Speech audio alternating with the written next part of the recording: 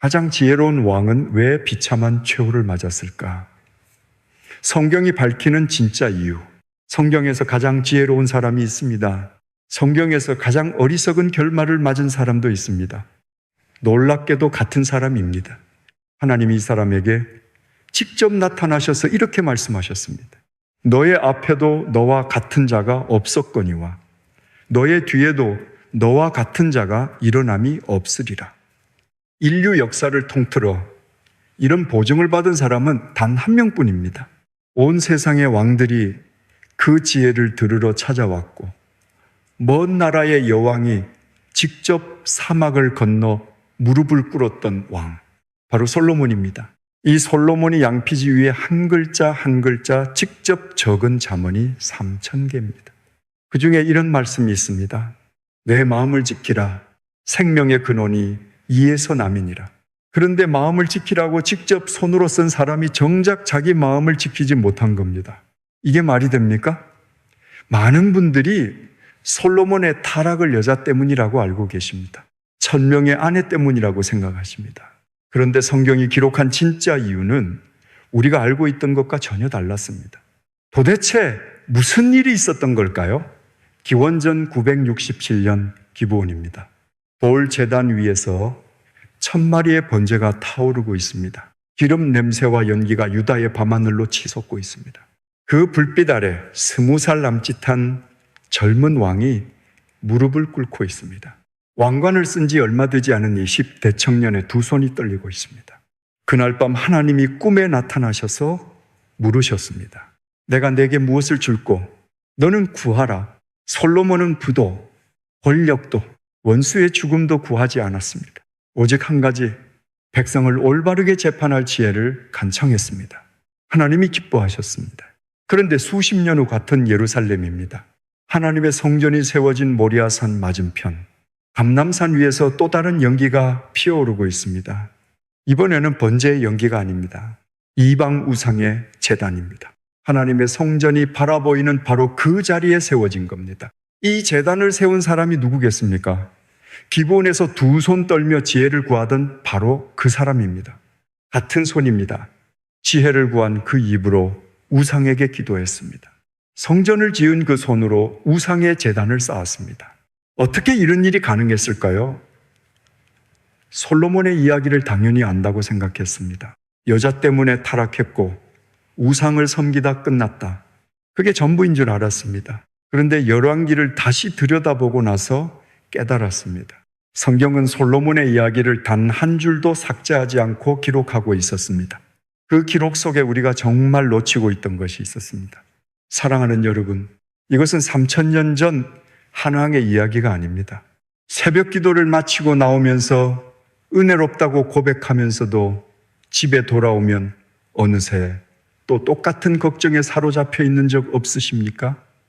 말씀 앞에서는 아멘 하면서도 돌아서면 마음 한쪽에 내려놓지 못한 것이 여전히 자리 잡고 있는 적 없으십니까?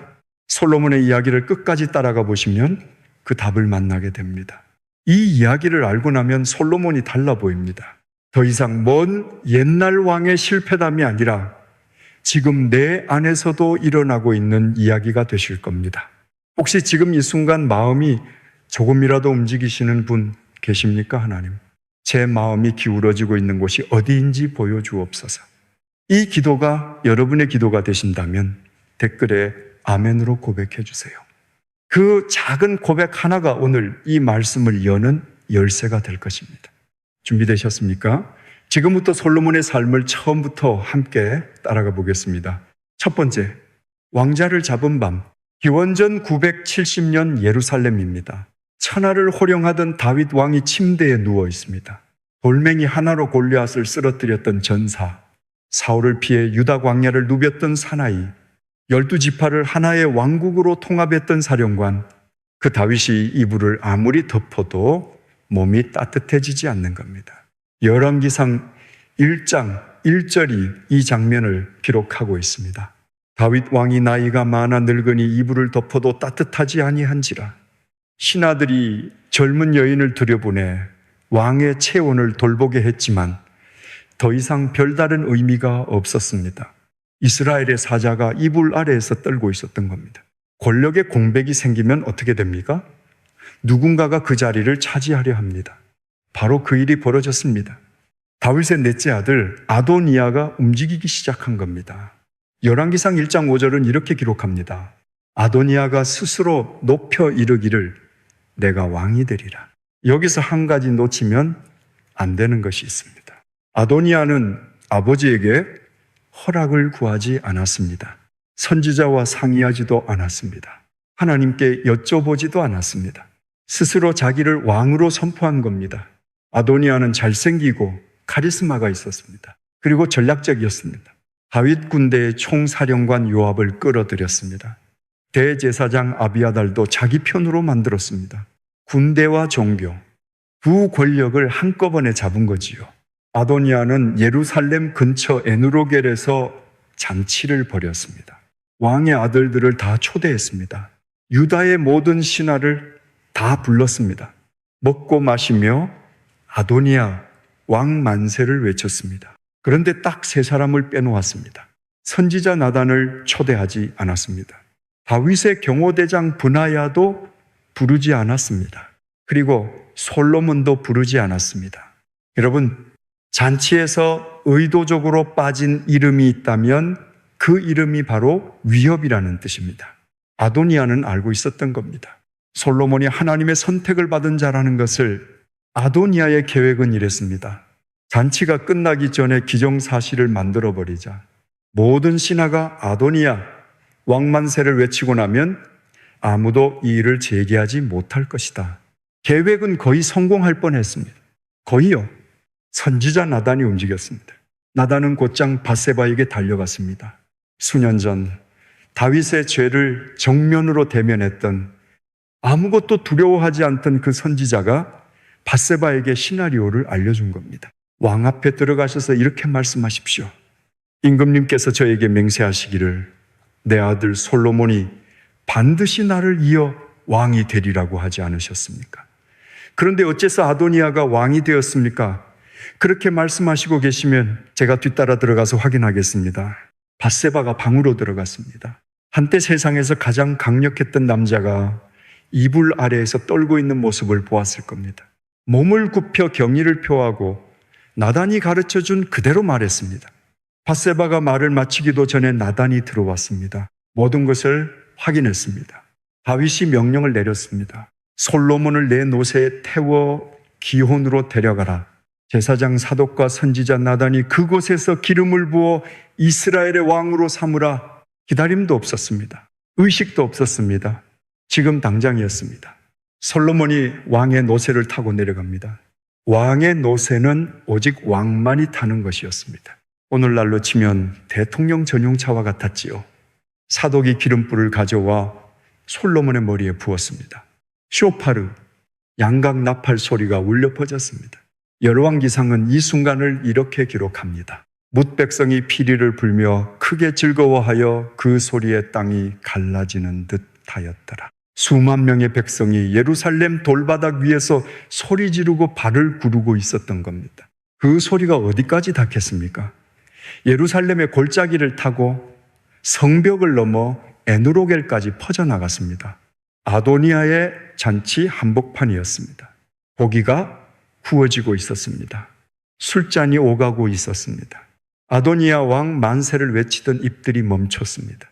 수십 년간 전쟁터를 누빈 노장 요압이 고개를 돌렸습니다. 성읍 중에서 소리가 요란한 것은 무슨 연고냐?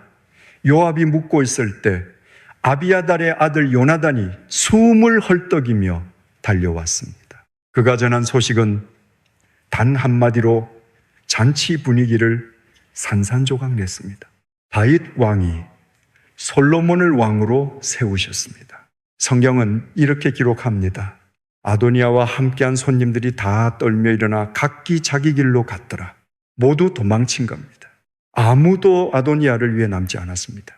우리의 왕은 아도니아입니다 라고 말한 사람이 한 명도 없었습니다.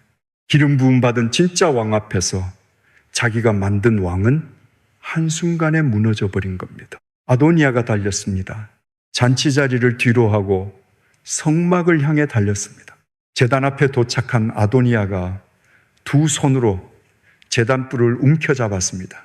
몇 시간 전만 해도 스스로 왕이라 선포했던 사람이 제단에 매달려 목숨을 구걸하고 있었습니다.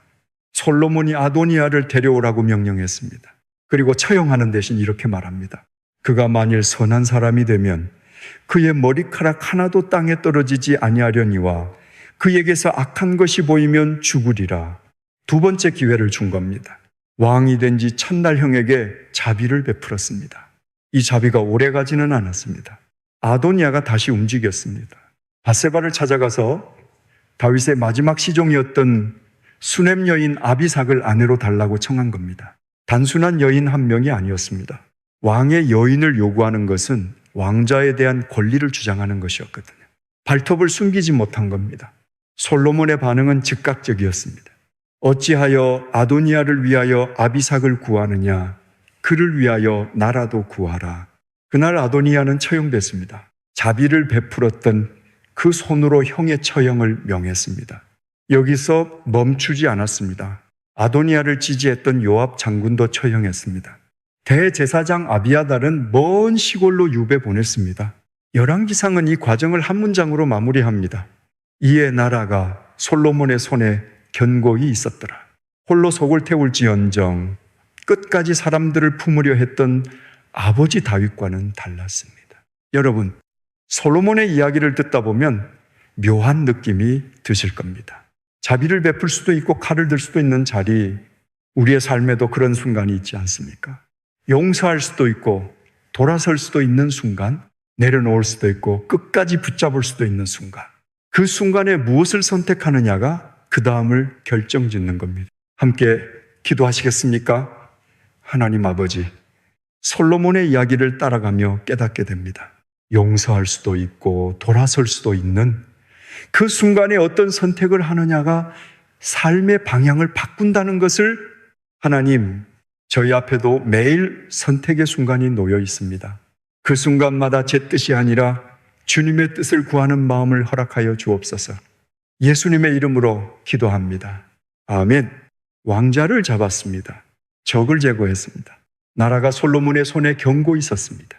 그런데 이 왕이 하나님 앞에 무릎 꿇고 구한 것이 있습니다. 부도 아니었습니다. 권력도 아니었습니다. 우리가 알고 있는 것과 조금 달랐습니다. 두 번째, 듣는 마음, 지혜. 우리는 솔로몬이 구한 것이 지혜라고 알고 있습니다. 틀린 말은 아닙니다. 그런데 성경 원문을 들여다보면 조금 다른 그림이 보입니다. 열왕기상 3장 9절. 솔로몬이 직접 입으로 구한 것은 이것이었습니다. 누가 주의 이 백성을 재판할 수 있사오리이까? 듣는 마음을 종에게 주사 주의 백성을 재판하여 선악을 분별하게 하옵소서. 듣는 마음, 여기서 사용된 히브리어가 레부 쇼메아입니다. 레부는 마음, 쇼메아는 듣다. 직역하면 경청하는 마음입니다. 여러분, 이것이 왜 중요한지 한번 생각해 보시겠습니까? 솔로몬은 계산하는 두뇌를 구하지 않았습니다. 분석하는 정신을 구하지도 않았습니다. 경청하는 마음을 구한 겁니다. 레부 쇼메아, 말 이면에 숨겨진 진실을 듣는 능력, 겉으로 드러난 것 너머에 있는 정의를 보는 능력, 모든 것이 뒤엉켜 있을 때 옳은 것을 분별하는 능력, 솔로몬이 간절하게 구한 것은 바로 이것이었습니다. 하나님이 기뻐하셨다고 성경은 기록합니다.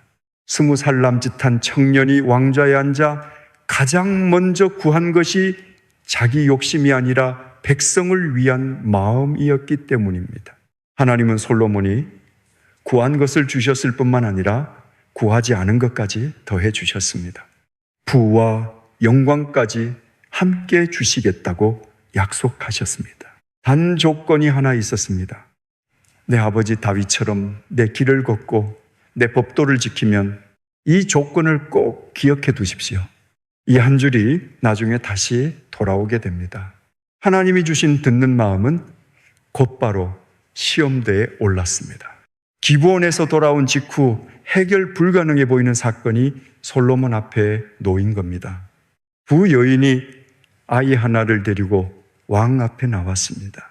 둘 다 같은 집에서 살고 있었습니다. 사흘 차이로 각각 아이를 낳았는데 한 여인의 아이가 밤중에 죽었습니다. 죽은 아이의 어머니가 새벽 어둠 속에서 살아있는 아이를 자기 아이와 바꿔치기 한 겁니다. 아침에 일어난 다른 여인이 젖을 먹이려고 품에 안았습니다. 차가웠습니다. 자기 아들이 아니라는 것을 알았습니다. 두 여인이 왕 앞에 끌려왔습니다. 목격자가 없었습니다. 증거도 없었습니다. 두 개의 상반된 증언, 하나의 살아있는 아이, 하나의 죽은 아이, 세상 어떤 판사라도 막힐 수밖에 없는 상황이었습니다. 솔로몬이 말했습니다. 칼을 내게로 가져오라. 법정이 얼어붙었을 겁니다. 호위병들은 서로 눈을 마주쳤을 겁니다. 칼이 도착하자 솔로몬이 명령했습니다. 살아있는 아이를 둘로 나누어 반은 이 여자에게 주고 반은 저 여자에게 주라. 진짜 어머니가 소리쳤습니다. 원하건대 내 주여 사나이를 저 여자에게 주시고 아무쪼록 죽이지 마옵소서. 아이를 잃은 한이 있더라도 살려달라고 한 겁니다. 다른 여인은 이렇게 말했습니다. 내 것도 되게 말고 내 것도 되게 말고 나누라. 그 순간 솔로몬은 알았습니다. 진짜 어머니는 아이가 죽는 것을 보느니 차라리 빼앗기는 쪽을 택했습니다. 거짓 어머니는 아이가 반으로 갈라지는 것을 택했습니다. 여러분, 여기서 우리가 놓치고 있는 것이 하나 있습니다. 솔로몬은 정말 아이를 자르려 한 것이 아니었습니다. 다른 아이를 베기 위한 것이 아니었습니다. 거짓을 베기 위한 것이었습니다. 이것이 바로 레브쇼메아, 듣는 마음이 작동하는 방식이었습니다. 말이 아니라 마음을 읽은 겁니다. 인간의 가장 깊은 본능을 꿰뚫어 본 거지요. 열왕기상 3장 28절입니다. 온 이스라엘이 왕의 심판을 듣고 왕을 두려워하였으니 이는 하나님의 지혜가 그의 속에 있어 심판함을 봄이더라. 사람의 지혜가 아닙니다. 하나님의 지혜라고 성경은 기록하고 있습니다. 백성들은 보좌에 앉은 그 청년의 눈 뒤에서 작동하고 있는 무언가를 알아본 겁니다. 지금은 아직 시작입니다. 듣는 마음을 받은 청년 왕 솔로몬이 빛나고 있는 시간입니다. 그런데 이 듣는 마음에 나중에 놀라운 일이 벌어집니다. 그것은 이 이야기를 따라가다 보면 만나게 되실 겁니다. 함께 기도하시겠습니까? 하나님 아버지, 솔로몬이 구한 것이 부도 권력도 아니라 듣는 마음이었다는 사실 앞에서 고개가 숙여집니다. 하나님, 저희에게도 레브쇼메아를 허락하여 주옵소서. 말씀 앞에서 내 생각이 아니라 주님의 음성을 듣는 마음을 주옵소서. 솔로몬처럼 겉모습이 아니라 마음의 진실을 분별하는 지혜를 허락하여 주옵소서. 예수님의 이름으로 기도합니다. 아멘. 듣는 마음으로 시작한 솔로몬, 그 지혜로 세운 것이 있습니다. 그런데 이 건물은 짓는 방식부터 달랐습니다. 세 번째, 침묵 속에 지어진 성전. 솔로몬이 왕위에 오르고 나라가 안정되고 하나님께 듣는 마음까지 받았습니다. 이제 솔로몬 앞에 남은 일이 하나 있었습니다. 아버지 다윗이 평생 원했지만 이루지 못했던 꿈의 집을 짓는 것이었습니다. 다윗은 왜 성전을 짓지 못했을까요? 하나님이 직접 막으셨기 때문입니다. 너는 많은 피를 흘렸으니 내 이름으로 성전을 짓지 못할 것이다. 전쟁으로 왕국을 세운 다윗의 손은 피에 물들어 있었습니다. 하나님의 집을 지을 손은 따로 있었던 겁니다. 다윗은 성전을 직접 짓지는 못했지만 재료는 평생에 걸쳐 모아두었습니다. 금, 은, 놋, 철, 목재, 보석, 아들에게 설계까지 넘겨주었습니다. 솔로몬이 왕위에 오른 지 4년째 되던 해, 마침내 성전 건축이 시작됐습니다. 이스라엘이 이집트를 나온 지 480년 만의 일이었습니다. 480년입니다. 광야 40년, 사사시대, 사울과 다윗의 시대를 지나 마침내 하나님의 집이 세워지기 시작한 겁니다. 레바논에서 가장 고귀한 나무인 백향목을 수입하고 수만 명의 인부가 동원된 거대한 프로젝트였습니다. 건축에 7년이 걸렸습니다. 그런데 여러분, 여기서 정말 놀라운 사실이 하나 있습니다. 이 성전의 건축 방식입니다. 열왕기상 6장 7절입니다. 이 성전은 건축할 때에 돌을 긋드는 곳에서 다듬고 가져다가 건축하였으므로 건축하는 동안에 성전 속에서는 망치나 도끼나 모든 철련장 소리가 들리지 아니하였더라. 7년 동안 성전을 지었는데 현장에서 망치 소리가 한 번도 나지 않았습니다. 모든 돌은 모리아 산에서 멀리 떨어진 채석장에서 미리 깎이고 다듬어지고 번호가 매겨졌습니다. 모든 백향목들보는 현장에 도착하기 전에 이미 측정되고 맞물리도록 제작됐습니다. 조각들이 건설 현장에 도착하면 그것들은 그저 서로 끼워 맞춰진 겁니다. 거대한 규모의 3차원 퍼즐처럼요. 7년 동안 모리아산에서는 쇠부딪히는 소리가 들리지 않았습니다. 하나님이 거하실 장소는 소란 속이 아니라고 요 속에서 세워진 겁니다. 이 한 구절을 읽으면서 멈추게 됩니다. 건축 과정 자체의 거룩함이 깃들어 있었던 거지요. 그 규모는 어떠했을까요? 성전 본체의 길이가 60규빗, 너비 20규빗, 높이 30규빗, 오늘날 단위로 하면 길이 약 27m, 너비 9m, 높이 13.5m입니다. 오늘날의 대성당에 비하면 크지 않습니다. 그런데 중요한 것은 크기가 아니었습니다. 그 안에 무엇이 있었느냐가 중요했습니다. 열왕기상 6장 22절입니다. 온 성전을 금으로 입히기를 마치고 다 금으로 입혔더라. 벽만이 아닙니다. 바닥도 천장도 문도 경첩까지도 금이었습니다. 후대의 역사가 요세푸스는 이렇게 기록했습니다. 성전 외벽을 덮은 금판이 너무 눈부셔서 방문객들이 마치 태양을 직접 바라보는 것처럼 눈을 돌려야 했다고, 멀리서 예루살렘을 바라보는 사람은 모리아산 꼭대기에서 거대한 금빛이 하늘로 치솟는 것을 보았을 겁니다. 성전 입구에는 2개의 거대한 녹기둥이 서 있었습니다. 야긴과 보아스, 각각 높이가 거의 9m에 달했습니다. 여기서 한 가지 놓치면 안 되는 사실이 있습니다. 이 2 기둥은 구조적으로 아무것도 지탱하지 않았습니다. 천장을 받치는 것도 아니고 벽을 잡아주는 것도 아니었습니다. 순전의 상징이었습니다. 야긴은 그가 세우시리라는 뜻이고 보아스는 그에게 능력이 있다는 뜻입니다. 성전에 들어가는 모든 사람은 이 2 선원 사이를 통과했습니다. 하나님이 세우시고 하나님이 능력을 주신다. 노수로 만든 신학이었습니다. 성전 가장 안쪽에는 지성소가 있었습니다. 바로 세로 높이가 각각 10m인 완벽한 정육면체, 순금으로 된 정육면체 안에 감람나무로 조각한 2 그룹이 서 있었습니다. 높이가 각각 5m, 날개를 펴면은 한쪽 끝에서 다른 쪽 끝까지 5m. 그 날개가 방 한가운데서 서로 맞닿아치를 형성하고 있었습니다.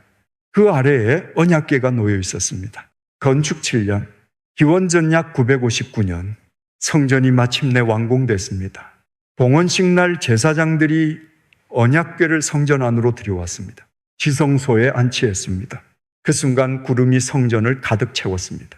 역대하오장 14절입니다. 제사장이 그 구름으로 말미암아 능히 서서 섬기지 못하였으니 이는 여호와의 영광이 하나님의 성전에 가득함이었더라. 제사장들이 서 있지 못했습니다. 어린 시절부터 성소에서 봉사하도록 훈련받았던 사람들이 그 앞에서 무릎이 꺾인 겁니다. 하나님의 임재가 너무 압도적이어서 서 있는 것 자체가 불가능했습니다. 솔로몬이 2 손을 하늘을 향해 펼치고 기도합니다. 하늘과 하늘들의 하늘이라도 주를 용납하지 못하겠거든. 하물며 내가 건축한 이 성전이오리까 7년 동안 수만 명을 동원해서 금으로 입힌 건물을 지어놓고 그 건물 앞에서 이것으로는 부족하다고 고백한 겁니다. 이것이 이 시점의 솔로몬이었습니다. 하나님 앞에서 자신을 낮출 줄 아는 왕이었습니다. 여러분, 혹시 기도할 때 이런 적 없으십니까? 내가 드리는 이 기도가 너무 작게 느껴지는 순간, 이 정도 기도가 하나님 앞에 무슨 의미가 있을까 싶은 순간, 솔로몬도 그랬습니다. 금으로 입힌 성전을 지어놓고도 이것으로는 부족하다고 고백한 겁니다. 부족해도 됩니다. 하나님은 그 부족한 고백 위에 구름처럼 임하셨습니다. 그런데 이 아름다운 기도가 솔로몬의 마지막 절정이 될 줄은 아무도 몰랐습니다. 봉헌식이 끝나고 하나님이 솔로몬에게 두 번째로 나타나셨습니다. 기브온에 이어 두 번째입니다. 이번에는 축복만이 아니었습니다. 다른 신을 섬기면 이 성전도 내 앞에서 버리니 방금 하나님의 영광이 구름처럼 가득 찼던 바로 그 성전을 두고 하신 말씀입니다. 잔치가 끝나기도 전에 경고가 내려온 겁니다. 여러분, 이 경고가 빈말이 아니었다는 것을 우리는 알고 있습니다. 수백 년 후 바벨론의 느부갓네살이 이 성전을 기초까지 불태웠습니다. 솔로몬이 7년에 걸쳐 지은 그 성전, 금으로 덮였던 그 벽들, 그룹 천사의 날개가 펼쳐져 있던 그 지성소, 모든 것이 잿더미가 됐습니다. 하나님의 경고는 처음부터 정확했습니다. 그런데 아이러니하게도 이 경고가 내려진 직후 솔로몬의 왕국은 역사상 가장 눈부신 전성기를 맞이하고 있었습니다. 마치 폭풍전처럼 가장 화려한 순간이 가장 위험한 순간이었던 겁니다. 함께 기도하시겠습니까? 하나님 아버지, 성전이 정적 속에서 세워졌다는 말씀 앞에서 숙연해집니다. 하나님이 거하시는 곳은 시끄러운 곳이 아니라 고요한 곳이었습니다. 하나님, 저희의 마음도 그렇게 고요히 지어지기를 원합니다. 소란한 세상 속에서도 주님의 임재 앞에 조용히 무릎 꿇는 자리를 허락하여 주옵소서. 솔로몬처럼 이 작은 마음으로는 부족하다고 고백하는 겸손을 주옵소서. 예수님의 이름으로 기도합니다. 아멘. 성전이 완공됐습니다. 하나님의 영광이 임했습니다. 경고도 내려왔습니다. 그런데 이 모든 것 위에 솔로몬의 왕국은 세상이 본 적 없는 전성기로 치닫고 있었습니다. 가장 찬란했습니다. 그런데 그 찬란함 안에 아무도 보지 못한 것이 있었습니다. 네 번째, 가장 찬란한 순간, 가장 위험한 순간, 솔로몬의 왕국은 빛나고 있었습니다.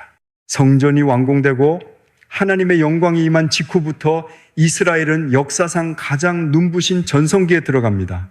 솔로몬에게 매년 들어오는 금 666달란트, 무게로 환산하면 약 20톤의 금이 해마다 쏟아져 들어온 겁니다. 무역이익이나 조공은 별도였습니다. 궁전의 모든 그릇이 금이었습니다. 은은요, 성경은 이렇게 기록합니다. 솔로몬의 시대에 은을 귀히 여기지 아니하였으니 당시 대부분의 나라에서 화폐로 쓰던 은 이 예루살렘에서는 길바닥에 돌 만큼이나 흔했던 겁니다. 이 부가 어디서 온 걸까요? 솔로몬은 이스라엘의 지리적 위치를 정확히 꿰뚫어 보고 있었습니다. 이스라엘은 아프리카와 아시아와 유럽, 세 대륙이 만나는 교차로에 놓여 있었습니다. 어디를 가든 이스라엘 땅을 지나야 했습니다.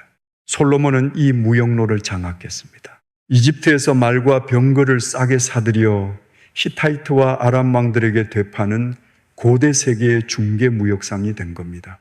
남쪽의 시온게벨 항구에서는 배를 띄워 아프리카 동해안까지 닿았습니다. 3년에 한 번씩 돌아오는 함대는 금, 은, 상아, 원숭이, 공작새를 가득 싣고 왔습니다. 솔로몬의 소문은 사막 너머까지 퍼져 있었습니다. 오늘날의 예멘 지역에서 스바 여왕이 직접 2000km를 건너 예루살렘까지 찾아왔습니다. 향료와 금과 보석을 낙타에 가득 싣고요. 솔로몬을 시험하러 온 겁니다. 자기 나라의 현자들도 풀지 못한 질문들을 가지고 왔는데 솔로몬은 단 하나도 막히지 않았습니다. 돌아가면서 여왕이 한 말이 있습니다. 내가 그 말들을 믿지 아니하더니 이제 와서 친히 본즉 내게 말한 것은 절반도 못 되니 소문이 실제를 따라가지 못한 겁니다. 명성은 되게 과장되기 마련인데 솔로몬의 경우에는 정반대였습니다. 여러분, 여기까지 들으시면 대단한 왕이구나, 복받은 나라구나 싶으실 겁니다. 실제로 그랬습니다. 그런데 여기서 놓치면 안 되는 것이 있습니다. 이 찬란한 비단에 이미 균열이 시작되고 있었습니다. 솔로몬의 외교 전략 중 핵심이 하나 있었습니다. 정략 결혼입니다. 주변 나라 왕의 딸과 결혼하는 것은 곧 군사 동맹을 맺는 것이었습니다. 그 중에서 가장 놀라운 결혼이 있었습니다. 이집트 파라오의 딸과의 결혼입니다. 여러분, 이것이 왜 놀라운 일인지 아셔야 합니다. 고대 이집트에는 수세기 동안 깨지지 않은 불문율이 하나 있었습니다. 파라오의 딸은 그 누구에게도 주어지지 않는다. 기원전 14세기의 외교 문서에도 이 기록이 남아 있습니다. 어떤 외국 왕이 이집트 공주를 요청했다가 태고적부터 이집트 왕의 딸은 그 누구에게도 주어진 적이 없다는 답변을 받은 겁니다. 파라오는 다른 나라의 공주를 받았지만 자기 딸은 절대 보내지 않았습니다. 그런데 솔로몬에게는 보낸 겁니다. 이집트의 눈에 솔로몬이 자기들과 동등한 존재로 보였다는 뜻입니다. 이스라엘이 얼마나 강력했는지를 보여주는 가장 확실한 증거인 거지요. 찬란했습니다. 정말 찬란했습니다. 그런데 이 찬란함의 이면에 아무도 말하지 않는 것이 있었습니다. 성전을 짓고 궁전을 짓고 요새를 짓고 군마 기지를 짓는데 누가 동원됐겠습니까? 열왕기상 5장 13절입니다. 솔로몬 왕이 온 이스라엘에서 역군을 징발하였는데 그 역군이 3만 명이라 3만 명이 레바논으로 끌려갔습니다. 한 달에 1만 명씩 교대했습니다. 한 달은 레바논 산속에서 백향목을 베고 두 달은 집에 돌아와 쉬는 겁니다. 여기에 돌을 뜨는 석수 8만 명, 짐꾼 7만 명, 감독관 3,300명, 건설에만 18만 명 이상이 동원됐습니다. 한 사람의 입장이 되어 보시겠습니까? 예루살렘에서 북쪽으로 100km 떨어진 에브라임 지파 영토의 농장을 가진 사람이 있습니다. 그 농장이 가족의 전부입니다. 하종 때가 왔는데 왕궁 관리가 징집 명령을 들고 나타납니다. 떠나야 합니다. 아내는 아이들과 홀로 남겨집니다. 겨우 사춘기에 접어든 큰아들이 아버지 대신 밭을 갈아야 합니다. 그 사이에 수확이 실패하면 굶주림은 교대 근무가 끝나기를 기다려주지 않습니다. 무엇을 위해서입니까? 왕이 또 다른 궁전을 짓기 위해서입니다. 이집트에서 수입한 군마를 위한 또 다른 마구간을 짓기 위해서입니다. 성전을 위해서는 기꺼이 희생했을 겁니다. 하나님의 집이니까요. 그런데 왕의 허영을 위한 희생도 기꺼이 받아들였겠습니까? 여러분, 여기서 정말 놀라운 사실이 하나 있습니다. 이 강제 노역을 가리키는 히브리어 단어가 마스입니다. 이 단어가 어디서 쓰였는지 아십니까? 출애굽기입니다. 이스라엘 백성이 이집트에서 파라오 밑에서 강제로 일했을 때 성경이 그 노역을 가리켜 쓴 단어가 바로 이 마스입니다. 같은 단어입니다. 하나님이 파라오의 손에서 꺼내주신 그 백성의 왕이 파라오처럼 자기 백성을 부리고 있었던 겁니다. 이집트를 탈출한 지 겨우 480년 된 나라입니다. 출애굽에 하나님이 세운 나라에서 출애굽 때와 같은 일이 벌어지고 있었습니다. 은이돌처럼 흔했던 그 시대, 스바 여왕이 절반도 못 됐다고 탄식했던 그 왕국, 하나님의 성전이 금빛으로 빛나던 그 예루살렘, 그 찬란함의 바닥에서 백성들의 등이 휘어지고 있었습니다. 이것이 솔로몬의 전성기의 진짜 모습이었습니다. 빛과 그림자가 동시에 자라나고 있었던 겁니다. 함께 기도하시겠습니까? 하나님 아버지, 찬란한 것들 안에 숨어있는 균열을 보게 하셨습니다. 밖에서 보면 빛나는데 안에서는 무너지고 있는 것, 남들이 부러워하는 것 뒤에 아무도 모르는 무거움이 있는 것, 하나님, 저희의 삶에도 그런 것들이 있습니다. 겉은 괜찮아 보이지만 속은 힘겨운 자리가 있습니다. 그 자리를 주님 앞에 내려놓을 용기를 허락하여 주옵소서. 예수님의 이름으로 기도합니다. 아멘. 이 모든 것을 가진 왕의 마음이 어느 날부터 움직이기 시작했습니다. 성경은 그 움직임을 놀라운 단어 하나로 기록하고 있습니다. 버렸다가 아닙니다. 전혀 다른 단어입니다. 5번째, 기울어진 겁니다. 성경은 솔로몬의 타락을 기록하면서 우리가 예상하는 단어를 쓰지 않았습니다. 열왕기상 11장사절입니다. 솔로몬의 나이가 많을 때에 그의 여인들이 그의 마음을 돌려 다른 신들을 따르게 하였으므로 여기서 마음을 돌려라고 번역된 히브리어 원어가 있습니다. 나타입니다. 이 단어를 꼭 기억해 두십시오. 나타, 버리다가 아닙니다. 배반하다도 아닙니다. 기울어지다, 빗나가다, 구부러지다. 이것이 나타의 뜻입니다. 여러분, 이 차이가 왜 중요한지 아십니까?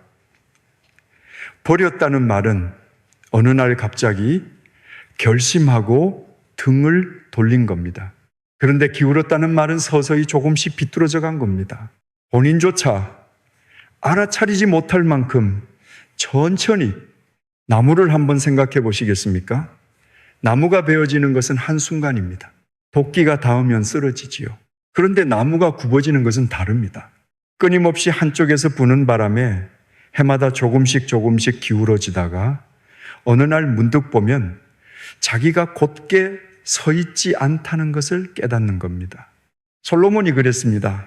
하루아침에 무너진 것이 아니었습니다. 어느 날 아침에 일어나서 오늘부터 하나님을 버리겠다고 결심한 것이 아니었습니다. 시작은 이집트 파라오의 딸이었습니다. 정략 결혼이었습니다. 외교적 성과였습니다. 그 자체로는 합리적이었습니다. 그 다음은 암몬 왕녀였습니다. 에돔 여인이 들어왔고 시돈 여인이 들어왔습니다. 한 명 한 명 숫자가 쌓여갔습니다. 아내 700명, 후궁 300명, 1000명의 여인이었습니다. 그런데 여러분, 1000명의 여인 뒤에는 1000개의 신이 있었습니다. 어느 날이었을 겁니다. 모압에서 온 아내가 솔로몬에게 조용히 말합니다. 고향에 신에게 분향할 작은 자리 하나만 허락해 주십시오. 작은 부탁이었습니다. 솔로몬은 허락했을 겁니다. 한 번이었습니다. 시간이 흘렀습니다. 시돈에서 온 아내가 같은 부탁을 했습니다. 이번에도 허락했습니다. 두 번째는 더 쉬웠을 겁니다. 세 번째부터는 양보인 줄도 몰랐을 겁니다. 여러분, 첫 번째 양보가 가장 어려운 법입니다. 두 번째는 조금 더 쉬워지고 세 번째부터는 양보인 줄도 모르게 됩니다. 솔로몬의 마음은 이렇게 기울어져 간 겁니다. 하나님을 향한 마음이 식어가는 동안 그 빈자리로 이방의 신들이 하나씩 스며들었습니다. 성경이 나이가 많을 때라고 기록한 것을 주목해 주십시오. 젊은 시절이 아닙니다. 기브온에서 무릎 꿇던 20살의 청년에서 이 기록의 시점까지 수십 년이 흘러 있습니다. 수십 년에 걸쳐 천천히 조용히 기울어져 온 겁니다. 성경은 기울어진 결과를 이렇게 기록합니다. 그의 마음이 그의 아버지 다윗의 마음 같지 아니하여 그의 하나님 여호와께 온전하지 못하였더라. 온전하지 못하였더라. 홍째가 아니었다는 뜻입니다. 솔로몬이 하나님을 완전히 버린 것이 아니었습니다. 아침에는 성전에서 예배하고 오후에는 아스타롯에게 분향했을 수도 있습니다. 반은 하나님 것이고 반은 다른 것이었던 겁니다. 이것이 오히려 더 무서운 겁니다. 노골적인 배신은 누구나 알아봅니다. 그런데 반쯤 기울어진 마음은 본인도 잘 모릅니다. 여기서 한 가지 더 놓치면 안 되는 것이 있습니다. 솔로몬의 곁에는 쓴소리를 해줄 사람이 없었습니다. 사울에게는 사무엘이 있었습니다.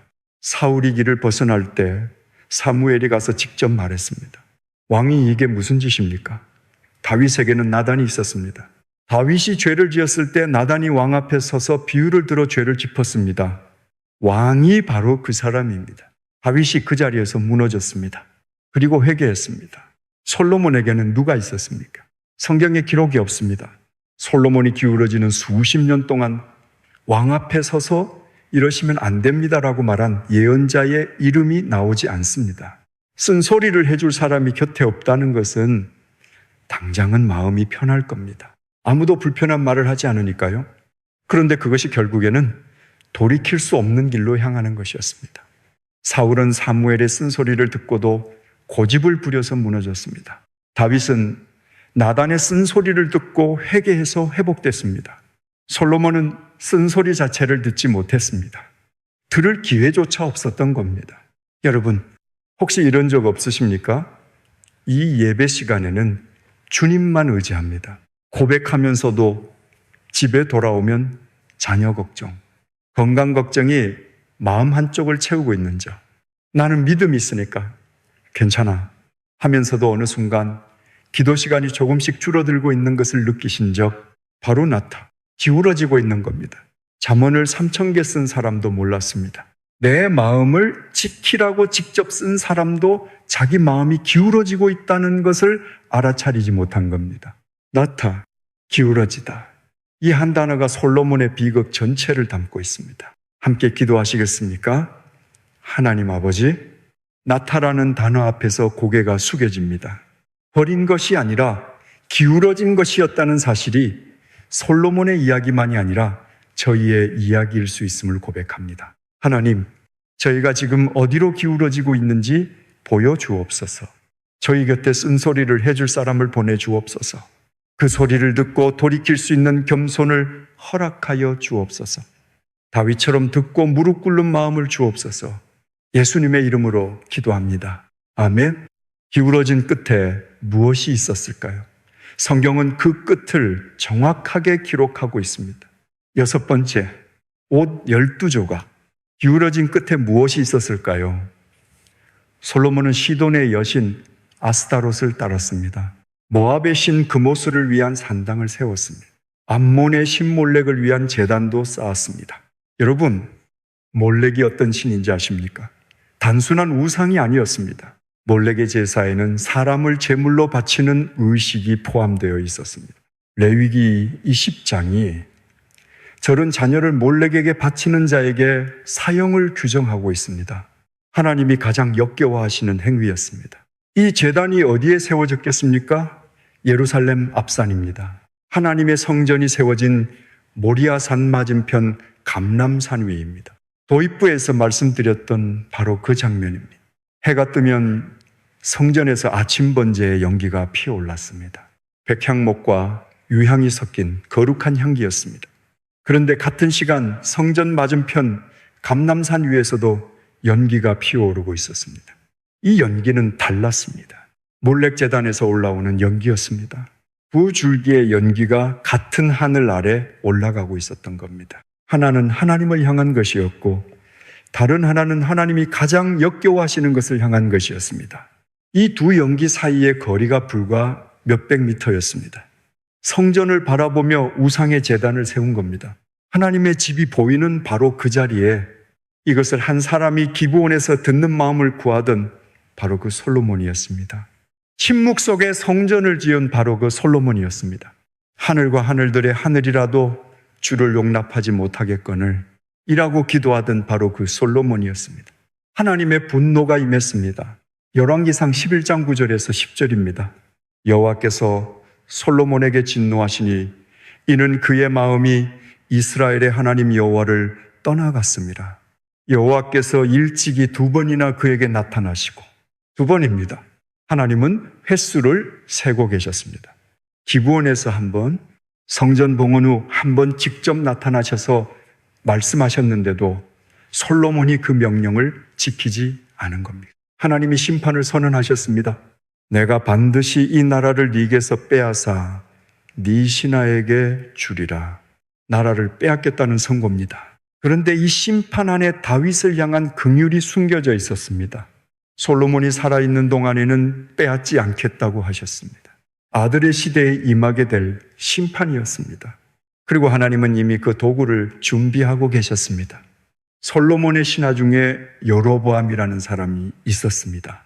에브라임 지파 출신으로 유능하고 부지런한 청년이었습니다. 솔로몬이 직접 그의 능력을 알아보고 북쪽 지파들의 노역을 감독하는 자리에 앉혔습니다. 바로 이 여로보암이 어느 날 예루살렘 밖길을 걷고 있을 때 실로의 선지자 아히야를 만났습니다. 들판에 2사람뿐이었습니다. 아히야는 새 겉옷을 입고 있었습니다. 아히야가 걸음을 멈췄습니다. 자기 몸에 걸친 새 겉옷을 천천히 벗었습니다. 여로보암이 지켜보고 있었을 겁니다. 아히야가 그 옷을 2손으로 잡더니 힘을 주어 찢기 시작했습니다. 1조각, 2조각, 새하얀 옷감이 사막바람에 나부끼고 있었을 겁니다. 12조각이 됐습니다. 이스라엘 12지파를 상징하는 숫자입니다. 아히야가 10조각을 여로보암에게 건네며 말했습니다. 이스라엘의 하나님 여호와의 말씀이 내가 이 나라를 솔로몬의 손에서 찢어 10지파를 내게 주고 새 옷 한 벌이 이스라엘의 미래 전체를 선언하는 예언이 된 순간이었습니다. 옷감 조각이 지도가 된 겁니다. 10지파는 여로보암에게, 1지파는 다윗의 후손에게, 다윗이 피로 통합하고 솔로몬이 금으로 공고히 했던 나라가 10대 1의 비율로 갈라질 것이라는 선언이었습니다. 여러분, 여기서 우리가 정말 놓치면 안 되는 장면이 있습니다. 이 소식을 들은 솔로몬이 어떻게 했는지 아십니까? 회개했을까요? 옷을 찢고 하나님 앞에 엎드렸을까요? 자기가 지은 그 성전으로 달려가 무릎 꿇었을까요? 열왕기상 10일 장사절입니다. 이러므로 솔로몬이 여로보암을 죽이려 한지라, 죽이려 했습니다. 여러분, 이 한 줄을 다시 한번 들어주십시오. 하나님이 선택하신 사람을 죽이려 한 겁니다. 선지자가 하나님의 말씀으로 세운 자를 죽이려 한 겁니다. 하나님의 심판을 전해들은 왕의 반응이 회개가 아니라 암살이었습니다. 아버지 다윗은 어떠했습니까? 나단 선지자가 왕이 바로 그 사람입니다 라고 했을 때 다윗은 그 자리에서 엎드렸습니다. 내가 여호와께 죄를 범하였노라, 이 한마디가 나왔습니다. 그리고 시편 51편이 남겨졌습니다. 솔로몬에게서는 이 한마디가 나오지 않았습니다. 회개의 한 줄이 나오지 않았습니다. 대신 나온 것은 암살 명령이었습니다. 기브온에서 지혜를 구하던 그 청년이 두 어머니 앞에서 거짓을 꿰뚫어 보던 그 왕이 하나님의 명령을 수행하는 자를 죽이려 하는 노인이 된 겁니다. 여러분, 우리의 삶에도 돌이키라는 신호가 올 때가 있지 않습니까? 기도 중에 마음이 찔리는 순간, 설교를 듣다가 이건 내 이야기다 싶은 순간, 성경을 읽다가 한 구절이 가슴을 뚫고 들어오는 순간, 그 순간에 무릎을 꿇었습니까? 아니면 모른 척하고 돌아섰습니까? 솔로몬은 돌아서는 쪽을 택했습니다. 여로보암은 이집트로 도망쳤습니다. 파라오 시삭의 궁정에 몸을 의탁하고 솔로몬이 죽기를 기다렸습니다. 솔로몬은 40년을 다스리고 조상들과 함께 잠들었습니다. 성경은 이 왕의 죽음을 단 한 줄로 기록합니다. 솔로몬이 그의 조상들과 함께 잠들어 그의 아버지 다윗의 성에 장사되니라. 수천 줄에 걸쳐 기록된 영광과 지혜와 타락이 이 한 문장으로 끝납니다. 아들 르호보암이 왕위를 이었습니다. 북쪽 지파 대표들이 찾아와 간청했습니다. 아버지가 우리에게 멍에를 무겁게 하셨으니 부디 가볍게 해 주십시오. 그리하면 우리가 왕을 섬기겠습니다. 반역이 아니었습니다. 짐을 좀 줄여달라는 겁니다. 성전을 위해서는 기꺼이 등을 내어주었던 백성들이었습니다. 그런데 왕의 허영을 위해 등이 휘어지는 것은 더 이상 견딜 수 없었던 겁니다. 아버지의 노련한 고문들은 말했습니다. 왕이 오늘 이 백성을 섬기면 백성이 영원히 왕을 섬길 것입니다. 섬기면 섬김을 받는다. 이보다 더 지혜로운 조언이 있겠습니까? 르호보암은 이 조언을 거부했습니다. 대신 자기와 함께 자란 젊은 친구들의 말을 들었습니다. 아버지에게서 지혜를 물려받지 못한 겁니다. 그리고 북쪽 지파들에게 이렇게 말합니다. 내 아버지는 채찍으로 너희를 징계하였으나 나는 전갈 채찍으로 너희를 징계하리라. 전갈 채찍, 이것은 동물이 아닙니다. 살점을 찢는 금속 갈고리가 달린 채찍의 이름입니다. 아버지의 채찍보다 더 무거운 채찍을 들겠다는 선언이었습니다. 아버지가 평생 쌓아 올린 것을 아들이 단 한마디로 무너뜨린 겁니다. 북쪽 지파들이 돌아섰습니다. 우리가 다윗과 무슨 상관이 있느냐?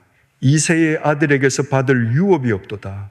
이스라엘아, 너희의 장막으로 돌아가라. 다윗이 세우고 솔로몬이 빛나게 했던 통일 왕국이 단 하루 오후 만에 두 동강이 났습니다.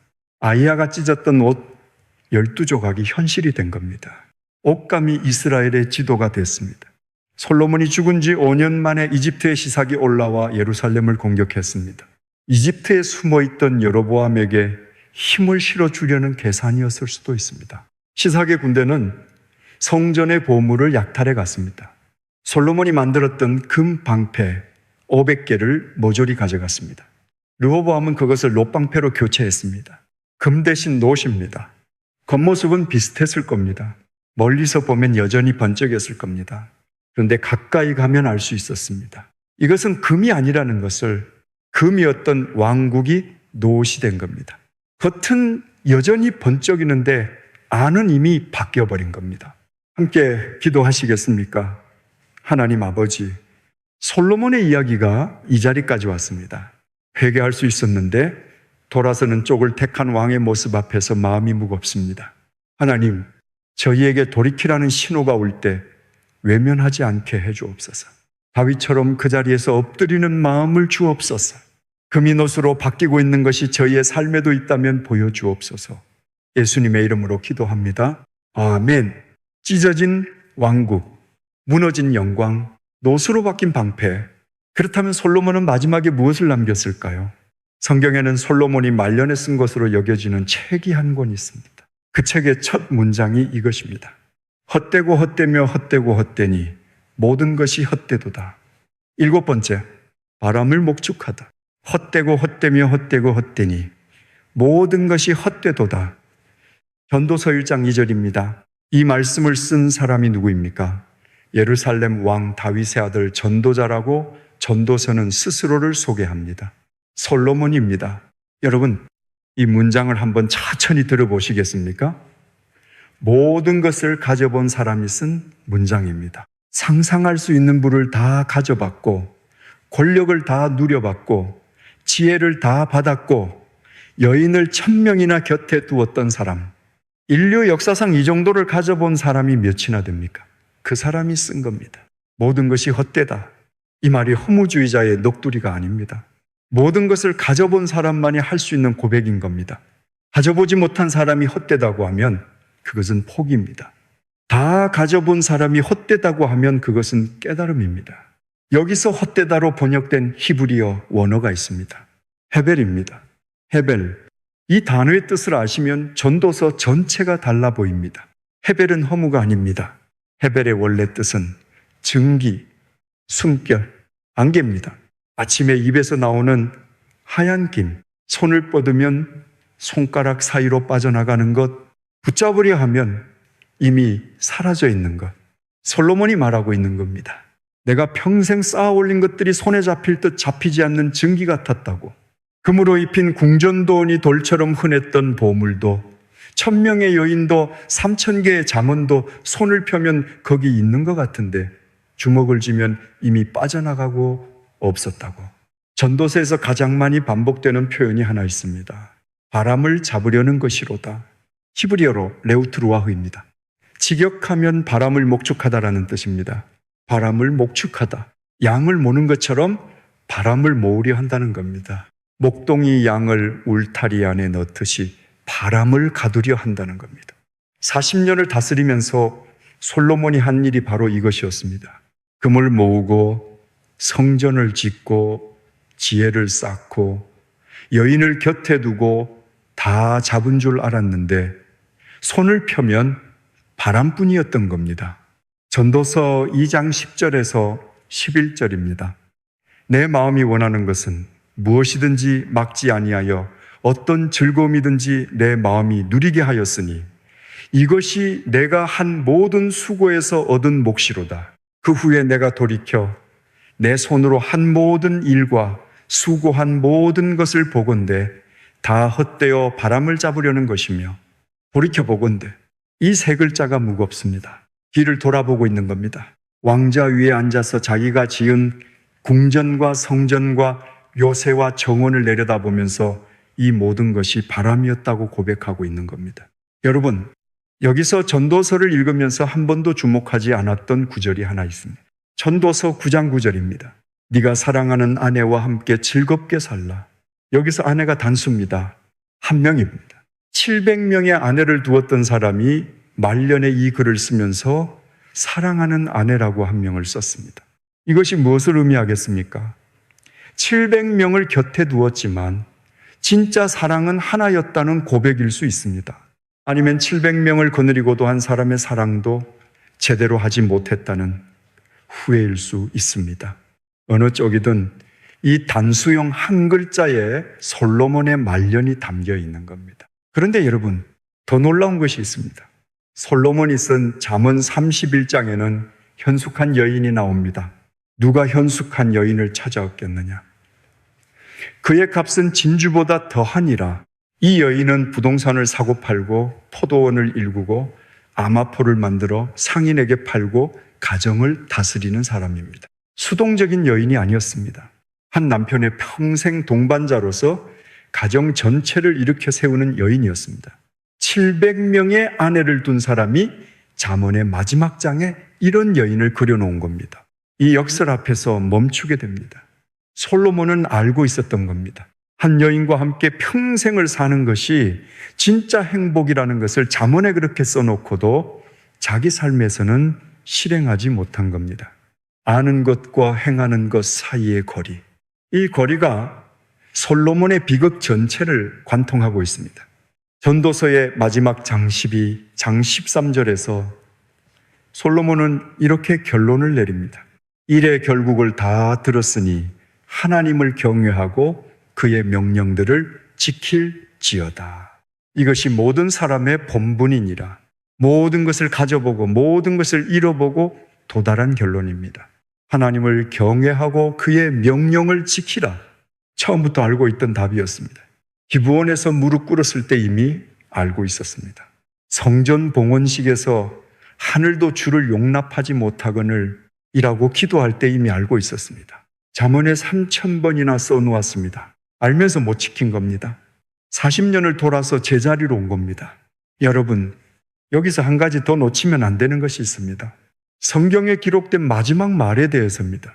야곱은 마지막에 12아들을 불러 축복을 남겼습니다. 모세는 느보산에서 마지막 노래를 불렀습니다. 다윗은 나의 영원한 언약이라는 고백을 남겼습니다. 삼손조차 마지막 기도가 기록되어 있습니다. 솔로몬은요, 성경은 솔로몬의 마지막 말을 단 한마디도 기록하지 않았습니다. 야곱의 마지막 말은 기록되어 있습니다. 모세의 마지막 말도 기록되어 있습니다. 다윗의 마지막 말도 기록되어 있습니다. 솔로몬의 마지막 말은 기록되어 있지 않습니다. 성경이 침묵하고 있는 겁니다. 이 침묵이 무엇을 의미하는지 저는 오래 생각했습니다. 혹시 솔로몬이 마지막에 회개했을 수도 있습니다. 전도서 12장 13절이 그 회개일 수도 있습니다. 그런데 성경은 그것을 확인해 주지 않습니다. 다윗이 범죄했을 때는 시편 51편이라는 회개의 기록이 남아 있습니다. 솔로몬에게는 그런 기록이 없습니다. 성경의 침묵 자체가 우리에게 말하고 있는 겁니다. 여러분, 도입부에서 말씀드렸습니다. 내 마음을 지키라. 생명의 근원이 이에서 남이니라. 이 말씀을 직접 쓴 사람이 정작 자기 마음을 지키지 못했습니다. 지금 이 이야기의 끝에서 다시 이 구절을 읽으니 전혀 다르게 들리지 않으십니까? 솔로몬은 실패했습니다. 잠언을 쓰고 지키지 못했습니다. 성전을 짓고 우상의 제단을 세웠습니다. 듣는 마음을 받고 기울어졌습니다. 금의 왕국을 노새 왕국으로 만들었습니다. 그런데 여러분, 솔로몬은 실패했지만 솔로몬이 남긴 말씀은 살아있습니다. 잠언은 지금도 익히고 있습니다. 전도서는 지금도 사람들의 마음을 찌르고 있습니다. 3,000년이 지났는데도 내 마음을 지키라는 말씀은 오늘 이 순간 여러분 앞에 있습니다. 쓴 사람은 지키지 못했지만 그 말씀은 여전히 여러분을 지킬 수 있습니다. 여러분, 혹시 지금 이런 마음이 드시지는 않으십니까? 나도 솔로몬 같은 건 아닐까? 나도 알면서 못 지키고 있는 건 아닐까? 나도 기울어지고 있는 건 아닐까? 그 마음이 드셨다면 그것이 바로 하나님이 주시는 신호입니다. 솔로몬에게는 이 신호가 왔을 때 곁에서 말해줄 사람이 없었습니다. 그런데 지금 여러분에게는 이 말씀이 있습니다. 내 마음을 지키라. 솔로몬이 지키지 못한 이 말씀을 여러분은 오늘부터 붙들 수 있습니다. 함께 기도하시겠습니까? 하나님 아버지, 솔로몬의 이야기를 처음부터 끝까지 따라왔습니다. 듣는 마음을 받았던 청년이 기울어진 노인이 되어 모든 것이 헛되다고 고백하는 모습 앞에서 마음이 아픕니다. 하나님, 솔로몬은 40년을 돌아서 제자리로 왔습니다. 저희는 그렇게 돌아가지 않게 해 주옵소서. 알면서도 행하지 못하는 이 거리를 주님의 은혜로 좁혀 주옵소서. 저희의 마음이 지금 어디로 기울어지고 있는지 보여 주옵소서. 그리고 다윗처럼 돌이킬 수 있는 용기를 허락하여 주옵소서. 내 마음을 지키라는 이 말씀을 오늘부터 정말 붙들겠습니다. 예수님의 이름으로 기도합니다. 아멘. 통합 기도문. 하나님 아버지, 오늘 솔로몬의 삶을 처음부터 끝까지 따라왔습니다. 왕자를 잡던 밤의 긴장을 보았습니다. 기브온에서 듣는 마음을 구하던 그 청년의 떨리는 두 손을 보았습니다. 침묵 속에 지어진 성전에 주님의 영광이 구름처럼 임하시는 장면을 보았습니다. 은이 돌처럼 흔했던 찬란한 그리고 그 찬란함 속에서 백성들의 등이 휘어지고 있었던 것도 보았습니다. 하나님, 나타나는 단어 앞에서 고개가 숙여집니다. 버린 것이 아니라 기울어진 것이었습니다. 천천히 조용히 본인조차 모르게 그 기울어짐이 성전 맞은편에 우상의 제단을 세우는 데까지 이르렀습니다. 회개할 수 있었는데 돌아서는 쪽을 택했습니다. 금이 노시 됐습니다. 하나님, 이것이 3000년 전 한왕의 이야기만이 아님을 고백합니다. 저희의 마음도 지금 어딘가로 기울어지고 있을 수 있습니다. 아침에는 주님 앞에 아멘 하면서도 돌아서면 다른 것이 마음을 채우고 있을 수 있습니다. 솔로몬처럼 알면서도 행하지 못하고 있을 수 있습니다. 하나님, 저희가 기울어지고 있는 곳이 어디인지 보여주옵소서. 저희 곁에 쓴 소리를 해줄 사람을 보내주옵소서. 다윗처럼 그 소리를 듣고 엎드리는 겸손을 허락하여 주옵소서. 솔로몬이 지키지 못한 그 말씀, 내 마음을 지키라. 저희는 오늘부터 이 말씀을 붙들겠습니다. 주님의 은혜로 지키겠습니다. 예수님의 이름으로 기도합니다. 아멘. 마무리. 여러분, 오늘 솔로몬의 삶을 처음부터 끝까지 함께 따라왔습니다. 아도니아의 쿠데타 한복판에서 왕좌를 잡은 밤이 있었습니다. 기브온에서 부도 권력도 아닌 듣는 마음을 구한 청년이 있었습니다. 두 어머니 앞에서 칼로 거짓을 벤 왕이 있었습니다. 7년간 망치 소리 없이 침묵 속에 성전을 지은 건축자가 있었습니다. 은이돌처럼 흔했던 전성기의 한복판에서 자기 백성을 파라오처럼 부리고 있던 임금이 있었습니다. 천천히 조용히 기울어져간 마음이 있었습니다. 성전 맞은편에 우상의 제단을 세우고 회개 대신 암살을 선택한 노인이 있었습니다. 그리고 마지막에 양피지 위에 이 한 줄을 쓴 사람이 있었습니다. 헛되고 헛되며 헛되고 헛되니 모든 것이 헛되도다. 전부 같은 사람입니다. 도입부에서 말씀드렸습니다. 성경에서 가장 지혜로운 사람이 가장 어리석은 결말을 맞았다고, 놀랍게도 같은 사람이라고. 이제 그 이유를 아셨습니다. 지혜가 부족해서가 아니었습니다. 여자 때문도 아니었습니다. 기울어진 겁니다. 알면서도 행하지 못한 겁니다. 내 마음을 지키라. 생명의 근원이 이에서 남이니라. 이 말씀을 직접 쓴 사람이 자기 마음을 지키지 못했습니다. 그런데 여러분, 한 가지 놀라운 사실이 있습니다. 솔로몬은 실패했지만 솔로몬이 남긴 말씀은 3000년이 지난 지금도 살아 있습니다. 잠언은 오늘도 익히고 있습니다. 전도서는 오늘도 마음을 찌르고 있습니다. 쓴 사람은 지키지 못했지만 그 말씀은 여전히 여러분을 지킬 수 있습니다. 다윗은 범죄했을 때 나단의 쓴소리를 듣고 그 자리에서 엎드렸습니다. 그래서 시편 51편이 남아 있습니다. 솔로몬의 마지막에는 그 한 줄이 없습니다. 회개의 기록이 없습니다.